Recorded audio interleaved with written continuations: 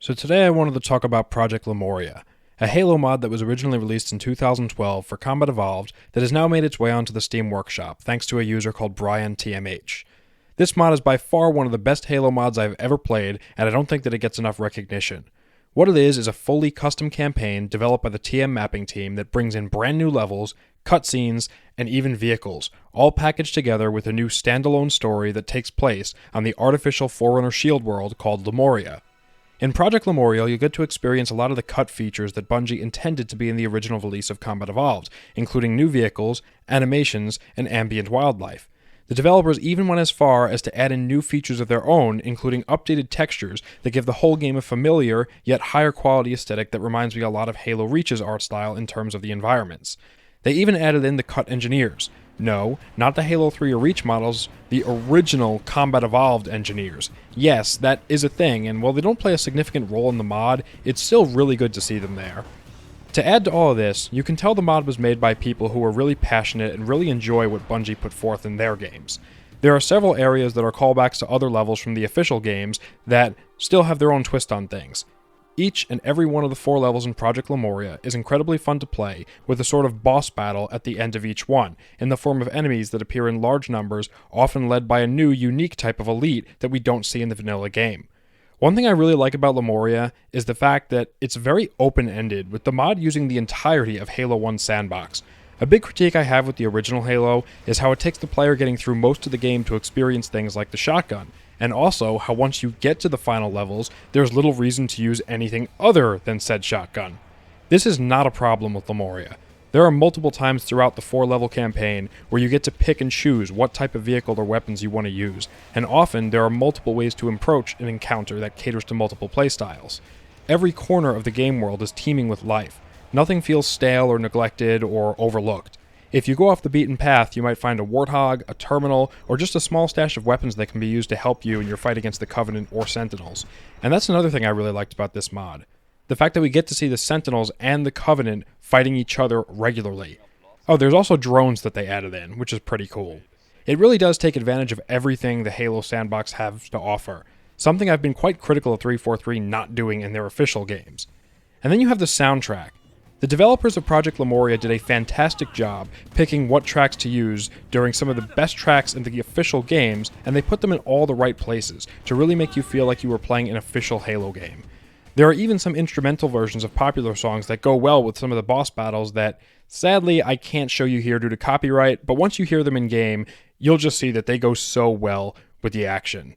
So I've talked about the positives, but what about the negatives? I've seen a lot of people critique this mod quite harshly. Well, Lumoria did come out in 2012, so there are some things that might be a bit wonky at times. I noticed the biggest issue from a gameplay standpoint is that sometimes there are visual glitches, particularly with dropships for some reason, and I think this has more to do with MCC than the actual mod itself, but sometimes if you look at either pelicans or spirits from a certain angle, they'll sort of wink out of existence and then come back when you change your point of view. Again, I don't remember this being a thing in the original version of the mod that I played back in the day, so I think this is probably an MCC-based issue, something to do with the port. Another problem is, in the last level, specifically for some reason, the firing animations on the UNSC weapons just stop working about 75% of the time for some reason. But I didn't find it that big of a deal, since during that portion of the level, you'll mostly find it better to use Covenant weapons, but still, something to note. By far the biggest issue, the elephant in the room with Lumoria, has to be the voice acting. Now, I'm not trying to be rude here, as I assume that the developers for this mod were probably in their late teens when recording their lines, so I can't judge them too harshly, but this voice acting is bad, almost comical at times, with characters often delivering their lines with either too much enthusiasm or sounding like they're completely dead inside. Just call me Scarecrow. Again, these were amateur voice actors, so they were doing this as a hobby, and I can't stress enough that I'm in no way trying to bully them or be rude, but it is something worth mentioning here, as I've noticed in a lot of other people's reviews of this mod. They kind of unfairly write it off due to the lackluster voice acting, and I really just don't think that's fair. If you can get past that voice acting, the mod's a lot of fun. But beyond the questionable voice acting, I think the even bigger problem with it is the mixing of the voice volume with the rest of the game. For some reason, voice lines are often played too low to actually be heard, so you'll have a character getting critical story information, and if you're firing a gun or just near any source of ambient noise, well then, you're going to have to strain to hear what the characters are actually saying, which is a shame because, while I wasn't a fan of the voice acting itself, I think the story of Lumoria is actually pretty interesting, and the writing, while it does gloss over things sometimes and feels a bit rushed, it's still decent, especially for a mod from 2012. In reality, I think if the pacing of the story was a bit slower, it would be really good, but I don't want to say too much on that front in order to avoid spoilers for those of you who haven't played it. Now, aside from the regular workshop release of this mod, there are two other versions of Lumoria I would like to quickly address.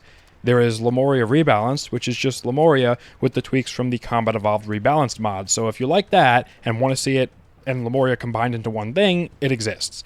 Then, there is an SPV3 version of Lumoria, which I don't want to go into too much because, well, it's not available on the workshop yet, and I personally didn't like it when I played it a couple of years ago. It changes the sandbox and visuals drastically to fit more with SPV3's vision of things, and I honestly just wasn't a fan. It was quite clunky, and worse yet, it changes the story as well, which, while I do have my critiques with Lumoria's default story, mainly relating, like I said before, to the pacing than the actual story itself, I think it's a shame to just do away with it entirely and replace it with another story that is, in my opinion, far inferior. Light spoilers just for the SPV3 version here, but it incorporates Guardians and a lot of other elements from Halo 5 into it, and any of you who know my channel will know that my opinions of that game and its story are...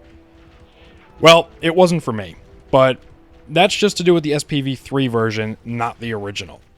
With all that said, the original version of Lumoria is a real treat to play, and I highly recommend it to anyone looking for a new campaign experience. It's fun, challenging, and brings a lot new to the table while still maintaining what makes Halo Halo. There's no random gimmicks or unnecessary changes to anything or random questionable game design choices. The level design is impeccable, the atmosphere is iconic, and the gameplay is most importantly fun. My only real complaint at the end of the day is that it isn't longer, but overall, it's a very satisfying experience to play through. I'd have to give it a very strong 9 out of 10, only deducting 1 point due to the voice acting, but that's my take on it, and that's going to be it for me today. What do you think of Project Lumoria? Have you played it? If not, go play it now. I'll put a workshop link in the description. As always, thank you for watching, have a great day, and stay safe. Goodbye.